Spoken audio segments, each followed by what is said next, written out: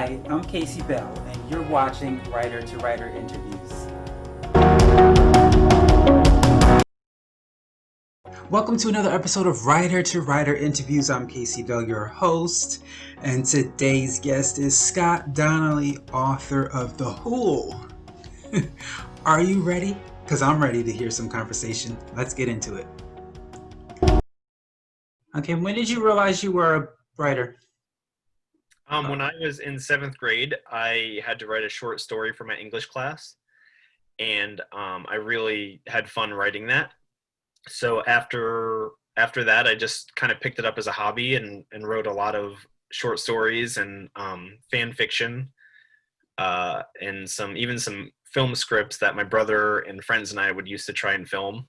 And it's just been a hobby ever since then. Okay. Tell us about your latest book, Wool. It's called The Whool. Okay. And it is a horror story that there is a very bizarre discovery in the woods, which serves as a catalyst for events that start to plague a small farming town 3 years later.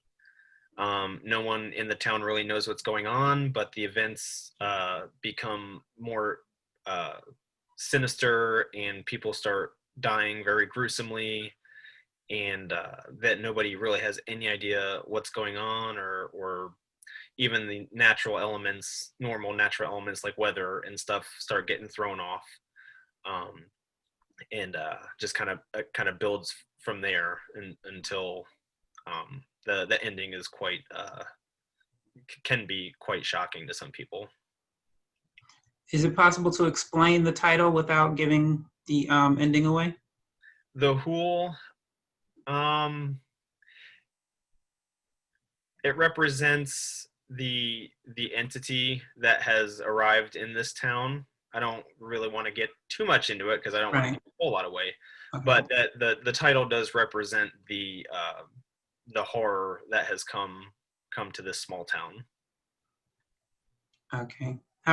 What inspired you? What made you write it? What was the inspiration?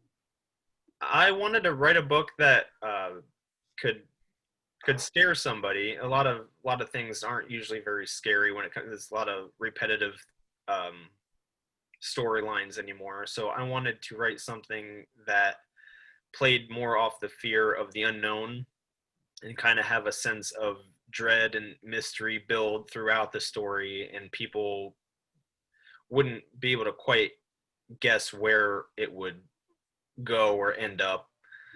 Even with my Amazon synopsis, I don't really give a whole lot away because I don't want anybody to really kind of have even an idea of which direction the story will go. So I know personally I fear the unknown quite a bit, and that seems to be a big fear of a lot of people. So to mix it with a horror element, I wanted to create something where people are very unsure of what is going on, and then all these really strange things start happening and kind of gets their minds going and things. Follow-up question. Sure. So the ending, is that it, or can this be? Do you see a series, maybe a part 2, part 3, or did you finish it? I intended for it to be a standalone story, kind of leave you kind of right when the fear is escalating, kind of like the old Tales from the Crypt or Twilight Zone episodes, where it leaves you unsettled. Okay. So I don't see a sequel happening. I have an idea for a short story prequel, so I'll see if that materializes. Another follow-up question. Sorry, I'm just adding more questions. Sure, no problem. So could you see yourself maybe turning, because you said you and your brother used to do films, so could you see yourself, obviously once the pandemic is over, maybe turning it into a short film or a full-length film or anything of that nature? Usually when I'm writing things, I picture them as movies in my head, and that makes makes it come out a lot easier. So I could definitely see this as a short film, or an episode in one of those types of the shows that I've mentioned. Or a TV I don't. series. I'm sorry. Or a TV series. Yeah, it would definitely be like definitely a standalone kind of just one-off horror story. But I can see it in my head as it would play out as a movie. I don't have plans to do anything like that, but I could definitely see the story play out on screen in my head. Okay. All right. So, what did you learn during the process of publishing your book, and give some advice to those who are thinking about it but haven't done it yet? I have always self-published. I used to use lulu.com. That was prior to this year. This year with The Hool, I used Amazon to publish. It was the second book I've published on Amazon, and I've found it to be very user-friendly and easy to maneuver. As far as advice goes, I write what I like. I write what I would want to read. So as long as you are writing what you enjoy, it really doesn't matter what other people think. You're not going to be able to make everybody happy with anything you might write. Someone might love it, someone might not like it. I've gotten some really negative reviews on certain things that I've also got very good reviews on. So it really just depends. So if you write what you want to write, and as long as you're happy, that I think that's all that matters. Especially with me, because I treat my writing as a hobby above all else. So I like to have fun when I'm doing it. Cool. I think it's funny you mentioned Lulu, because I'm still on Lulu, but I've decided not to publish anymore with them. They just changed their entire platform, and Yes. prior to that, I had, like, let's see here, 5 children books on the hold, so to speak. Like, they were unpublished, but they were finished. Right. And I was going to publish them 2 a year. Mm-hmm. And it's still there, but I have to still redo everything. And so now I'm trying to figure out, should I just leave them, because it's different, the pricing has also changed, which means I have to charge more than I want to. Right. So I'm kind of frustrated. And the last book I just published, I went back to Amazon because I knew I wouldn't have the issues that I had with Lulu. That's exactly when they changed their formatting, I found it more difficult to operate, and I still really can't figure out a whole lot on there. Like, I had made a lot of my books free during the pandemic, so if people are home and have nothing to do, they can read them, and I can't really even figure out how to change the pricing back. So they're still free. So if anybody's still looking for some free books, check out mine, because most of them are free still. Well, I was kind of upset because I was able to figure it out, but it was a book series, and I wanted every book to be $12. Right. With their new platform, they're telling me I have to sell it at the least $19. Mm-hmm. And so it messes up my flow, because now it's like, do I charge people now $20 for this book that I would prefer not to, Mm-hmm. but it messes up the series, because I want the whole series to be the same price. Right. Yeah. I'm going through that too. I've written a sci-fi adventure series also, and I have one book left in the series, which I'm hoping to publish next year. But since I can't figure out the Lulu setup now, I feel like I'll have to do it on Amazon, and that'll just like separate. Like, it'll be 6 books on Lulu and then 1 on Amazon, and it won't flow. It won't flow right. It's annoying, but hey. I hate also the fact that there's really no way you can contact them. No. I've tried, and I haven't had very good luck. They were good at one point, but I guess things change. Right. And any advice for beginning writers, as far as, I think you kind of already talked about that, but writers who, well, people who say, I want to write, but they've never written. Like they have the stuff in their mind, but they don't have any, how do I say, passion to do it or courage to do it or whatever. How would you encourage them to get started? I would say if you have ideas in your mind, just start writing them. It doesn't matter how it comes out at first.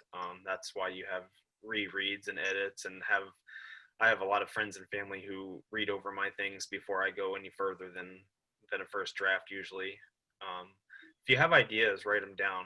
Otherwise, they're just always going to be up in your head, and you can figure out how to iron it all out later. Mm-hmm. I think because someone came to me, she was like, "Oh, I want to write." She said she wanted to write a memoir. She said she didn't know where to begin. Mm-hmm.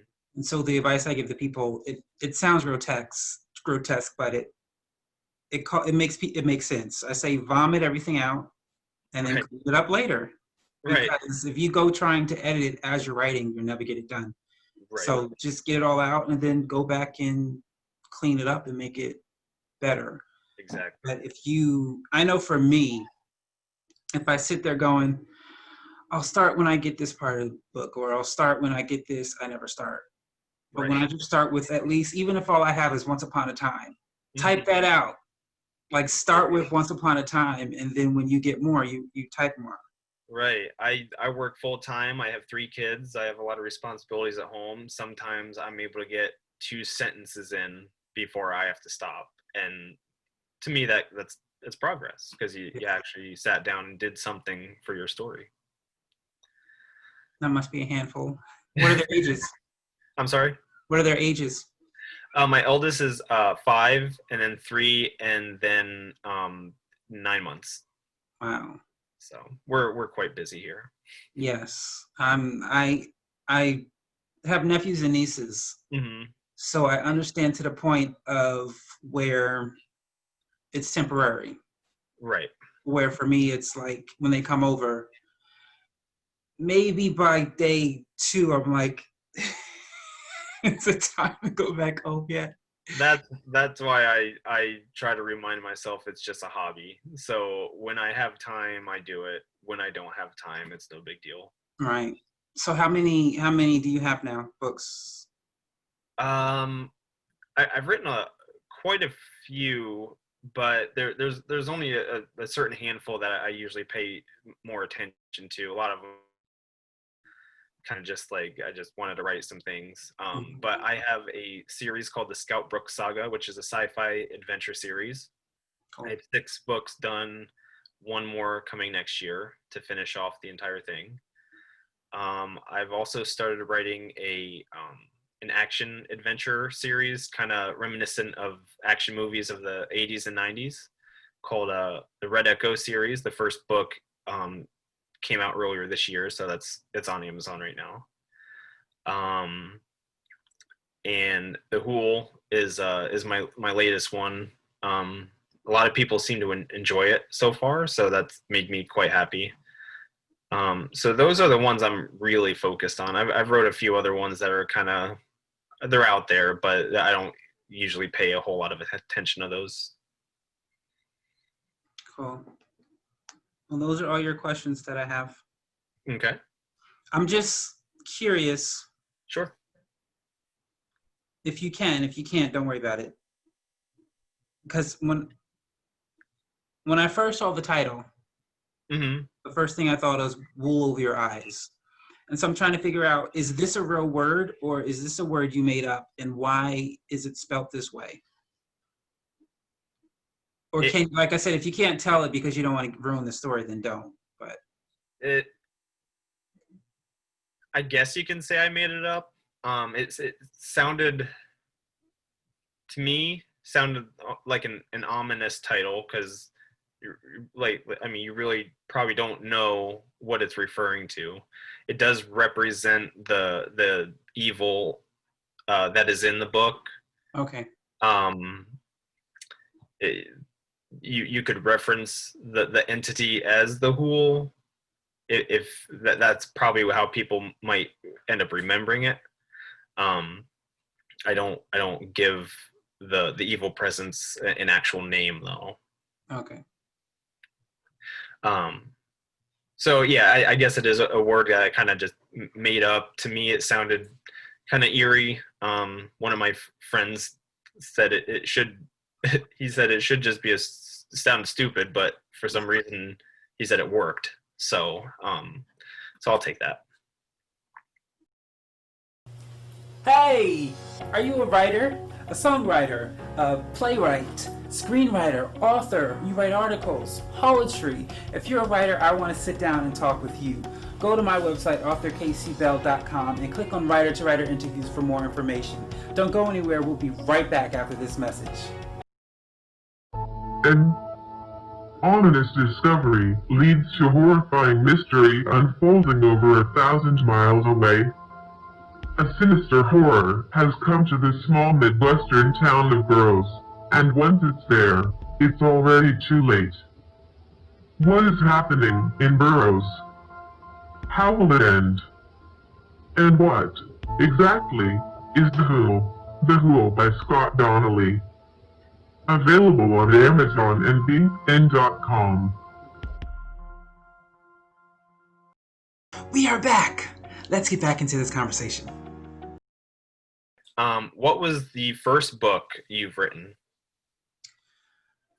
That's like a two-part question. The first book I started reading was A Family of Strangers, but the first book I published was A Diary of Stephanie Dane. Okay. The first book I started writing, A Family of Strangers, took me, let's see if I can do the math in my head.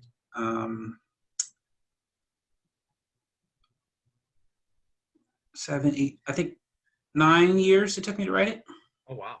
Yeah. It was a mixture of writer's block and procrastination. It was a mixture of both. I hear that. So. You said you've written some children's books. What is your genre preference? Which ones do you enjoy writing most? Good question. I can't. I'll say nonfiction. Because I enjoy sharing. I enjoy educating people. Mm-hmm. So 3 out of the 4 of my books are more educating people. Mm-hmm. And so I would say that would be the one I enjoy the most. What inspires you to write? Is it trying to share a message with people? Mostly, yes. It depends.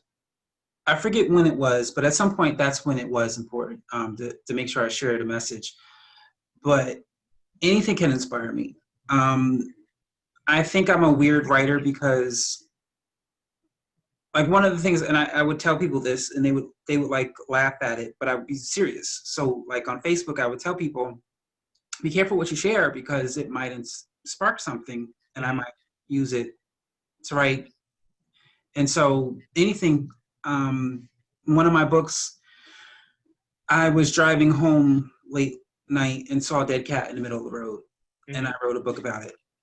And so anything can literally spark my creativity to start writing. There's still a story. I don't think I'm going to write it because I don't have any passion for it. But, well, it's not that I don't have passion for it. It's too depressing for me to write it. But when I used to work at McDonald's, I was on break. And these 2 guys came in, and they were both, I'm assuming they were both Mexican because I live in the area where there's a lot of Mexicans. But one of them looked Asian, and they were speaking Spanish. So immediately I got an idea of a story of 2 brothers. One is Mexican, one is Chinese, but the Chinese one doesn't know he's Chinese. He was kidnapped, and he thinks he's Mexican. And so I was going to write this. Like, now, mind you, they both very well could have been Mexican, just one doesn't look it. But for me, I thought, oh my gosh, he was kidnapped as a child, and he thinks he's Mexican. Yeah. So right away, I thought that's a great book. But I don't, kidnapping is very depressing for me, so I said I'm not going to write it. Yeah. But anything I see or hear could spark anything at a moment. Right. Do you see your writing as a hobby, or is it something that you would like to be a full-time job for you? Well, it was a hobby. The pandemic made it a full-time job, Mm. basically. Like I was like, in the beginning, I was dabbling with it. Like I would just, okay, I publish a book, whatever, and then I would go work. Mm-hmm. And then I would publish another book, and then I would go work. And I don't want to say serious. I wasn't full-time with it. It was just back and forth. Right. And then prior to the pandemic, I started getting serious and I started wanting it to be full-time. And then when the pandemic hit, it was like no choice because I'm not working. And I work I have gigs on the side or whatever, but the pandemic made it, this is going to be my full-time job. This is going to be my work. Right. So it is now. That's cool. Final question. What are you currently writing or working on? Technically nothing. I have three books. Well, one of them I'm waiting to copyright it. The other two, I don't know whether or not I want to publish them. Okay. They both started out as plays, and then one of them I still like, the other one I don't really like anymore. Mm-hmm. But I feel guilty of throwing it away. Right. So I said, well, maybe if I'll turn it into a book. Then technically I didn't throw it away. And I'm still like, I don't even know. I think I might want to just throw it away. But I feel guilty because I kind of feel like when you write something, it's your child. So I feel like I'm throwing away a child. Like not even putting up for adoption. I'm just getting rid of it. And then I do have another story in my mind, but I don't. I'm kind of busy right now with this, as well as I have an art show as well where I interview artists. And then I also have a show where I talk about veganism. Mm-hmm. So I'm kind of busy with this. And when I start that new one, I basically want to be doing nothing but that, because it'll probably be my first series, which is funny for me because I never thought I would ever do a series, because I've always said I'm kind of a single person. I don't like to commit. So series is a commitment where you have to keep, like, I like to write it, end it, and be done with it. Right. So this one will be, I don't know what you want to call it. I guess science fiction, because it takes place on a fictional planet that doesn't actually exist. But no, it doesn't. I'll just give you a preview of it. So a boy on Earth, a book falls down from the sky, and it's a book from another planet. It's a diary of someone from another planet, and they're describing how their planet works. And so takes place on another planet, but the boy reads the diary, gains knowledge, like something will happen on this planet, and this is how they dealt with it. And then he uses that knowledge to fix whatever problems he has in his own life. And so that's the book. It's going to be I haven't decided how many books yet, but it will be a series. That's a very interesting concept. Yeah. I can't really tell you how I came up with it just yet until the book is written. The series, well, at least the first book is written, but It actually came to me while I was doing my walk. Okay. I was doing my walk for the day, and I was thinking of something, and I was like, it's funny when I think of something, I always go, wow, that's a good book, or that's a good play, and then it's on my mind until I write it out. Yeah. Just one extra question, if you don't mind. Sure. How do you do most of your marketing and advertising when you release something? Great question. It's different for me because I don't really have the funds I want to really do it. The big, how do I say, normal way of doing it. So I find, I guess you can say, unique ways or different ways to cause readers to gain the knowledge that I and my books exist. And so one of the things I do between eBay, and then there's Listia, which is a website similar to eBay, but they're all over the place. They used to use points, and then they changed to using digital money, and now they're going back to they're starting tomorrow, they're changing the way they do it. But it's not real money. It's like you gain points, whatever. So I put my books up there because I feel like anyone who's into books is, my goal is to reach readers only, because obviously anyone who doesn't read, it's going to be a hard sell to try to sell my book to them. Right. And then there's a book, what's it called? I think it's called Book Swap. Okay. Where that's completely free. Is it? No, I think you need points. You can put a book up there, and then someone can say, I want to read this book, and then you mail it to them, and then they can either, when they're done reading it, mail it back to you, or then or send it to someone else, or keep the book. Okay. So that's the main thing I do. I just did is it done? I think I just finished a Google Ads. Okay. For one of my books, which that was my first time doing Google Ads.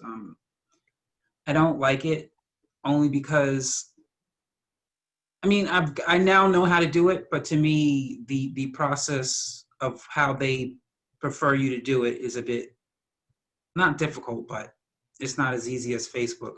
Right. And then recently I've been on, pitching myself to podcast, radio stations. I just trying to get myself, because I also do article writing. Mm-hmm. Trying to get myself, I've been submitting to journals and magazines, things of that nature.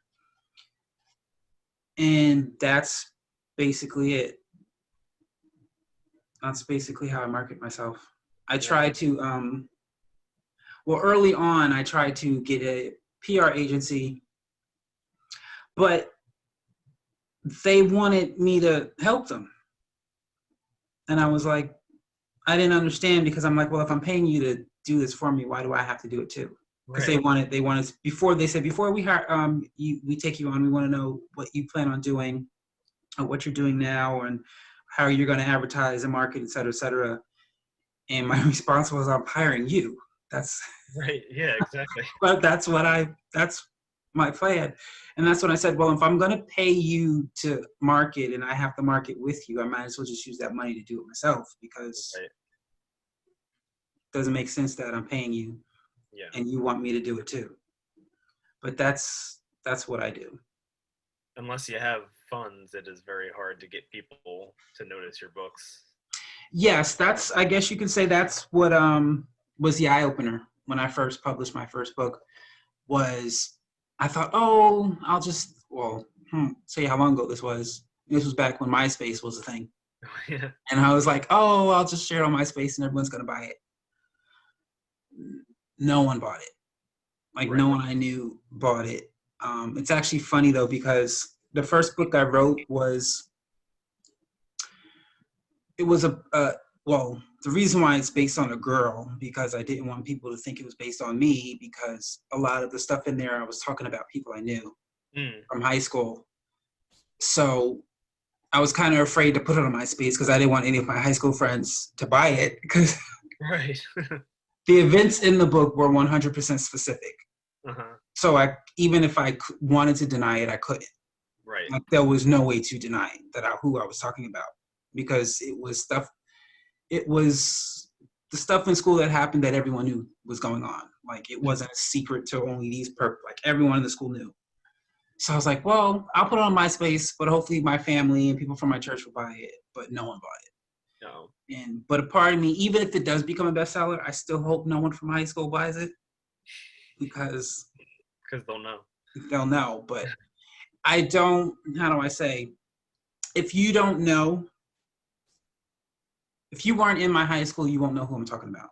Right. So it's not like, and of course their parents will know, because some of this stuff, police had to come in and take, so their parents know.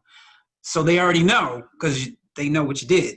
Right. But anyone from the outside, they'll read it. They won't actually know who I'm talking about unless they themselves expose themselves. So a part of me goes, well, they shouldn't be bad, because no one will know it's them. But then a part of me is like, yeah, but you did basically tell on them snitched on them without their permission.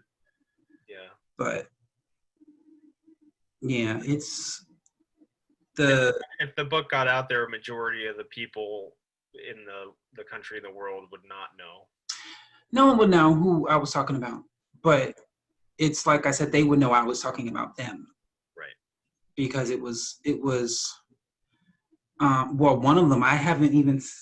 The funny thing is, one of the guys, which I won't even tell you what he did. Okay. Let's just, he did get expelled at the end of, so it was that serious. But I didn't even know he sat in front of me in English class. And once he got expelled, I didn't really know who he was because he was the only one in class that didn't talk to anyone. Oh, right. So literally, I don't know, I'm going to say 3 or 4 weeks after the incident happened and he was expelled, I noticed he wasn't in front because he sat right in front of me, and every day he would ask me for a pen and I would say, keep it. And he would say no, and he would give it back. So I just, out of nowhere, I went to someone, what happened to the student? He's not here anymore. And he goes, duh, he got expelled. I was like, oh, him. I didn't know because he was so quiet. And even the weird thing about it is it was a class mixed with like the cool people, the nerds, the whatever, but we were all friendly only in that class. But he was the only one who wouldn't talk. Right. And he wouldn't commune with us. So I guess you could say I got used to him not talking, that I guess I forgot him for like 3 weeks until I noticed he wasn't there anymore. Right. And I realized, oh, wow, he got expelled. But everyone else, I haven't seen in a long time. I'm not friends with any of them on Facebook, the ones I talk about, or one of them I am. But in the same breath, a lot of the stuff is helpful because some of them went through some health issues that I mentioned. So I'm hoping it'll help those going through those same problems. Right. But in the same breath, I think I would prefer to know that they read it and they're okay with it. Yeah. Than to have this over my head of, ooh, I'm afraid they might read it and get, the relief of something. The relief of it being accepted. Yeah. Yeah. But the reason why I wrote it is because, and I don't remember when and why, I just remember thinking about all the things that happened when I was in high school. And I thought to myself, why didn't we, like, I think as an adult, I guess we didn't process it. Because it was like, oh yeah, such and such happened. And it was like, I think the only thing I would say that really hurt us all in school was my junior year. One of the students was killed due to a drunk driver. It was a car accident. And I think that was the only thing that really, really impacted us all. But all the other events that should never have happened, we were just like, oh, did you hear about so-and-so? Oh yeah. And then that was the end of it. Like we weren't impacted by it. And I thought to myself, why not? Like a lot of the stuff that happened, we really should have been impacted, but we weren't. So that's what made me write the book. Yeah. Was to kind of share those things and then the other thing is my parents never knew most of that stuff that was going on. Oh, wow. Like we made newspapers and like I didn't go home and talk about it, which again, I'm thinking, why didn't I talk about these things? I don't think any of our parents knew, like we had a bomb threat and they didn't send anything home to the parents. Wow. And then once we realized it was fake, it just kept going like it was no big deal. But to me now, I'm like, why didn't we? It's like, wow, like when I tell you we had a bomb threat, we got to school and usually the bus just comes in, drops us off and she gets stopped like, what's going on? What's going on? We finally get to the front. The police comes on and he goes, there's been a bomb threat. You're going to go into the gymnasium. The dog is going to smell you and blah, blah, blah. Then you're going to go to class. And everyone was like, what? And like I said, once they found out it was fake, everyone just went back to normal, like nothing. Yeah. But they didn't even send letters out to them. That's the thing that gets me. They never told their parents about this threat. Yeah, whether or not it was a false thing or not, it needs to be taken serious. Well, they didn't find out. I think they found out maybe 4 days later.